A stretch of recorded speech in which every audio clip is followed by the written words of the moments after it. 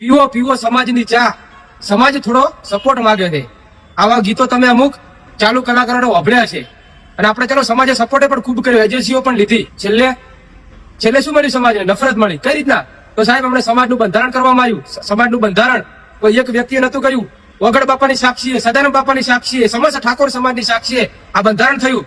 અને સાહેબ બનાસકાંઠાની અંદર બહુ મોટું નામ આપણા સમાજનું રતન, એની આજે બંધારણ તોડ્યું. સાહેબ હું તો અમને કઉ છું કે નાટ બારા કાઢો.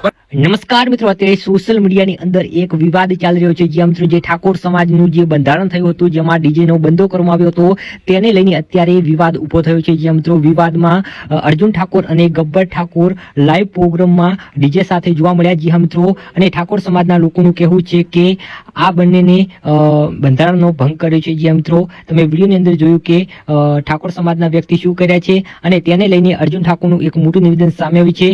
સૌ પ્રથમ તે સાંભળી લઈએ અર્જુન ઠાકોર શું કહેવા માંગે છે.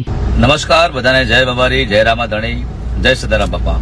મિત્રો, હાલમાં સોશિયલ મીડિયામાં ચાલી રહ્યું છે કે ગબ્બર ઠાકોરે અને અર્જુન ઠાકોરે જે આપણે ઠાકોર સમાજમાં જે બંધારણ થયું હતું એમનો નિયમનું ઉલ્લંઘન કર્યું છે. તો મિત્રો તમે બધા જે આપણે જે 16 નિયમોનું બંધારણ થયું છે એમની પોસ્ટ હું તમને આ વિડીયોમાં મૂકું છું, તમે બધા વાંચી લેજો. આપણે 16 જે નિયમ બનાવ્યા એમાંથી એક પણ નિયમનું આપણે ઉલ્લંઘન નથી કર્યું. અને તમે થોડું ધ્યાનથી વાંચી અને જોજો તમારું શું કેવું થાય છે.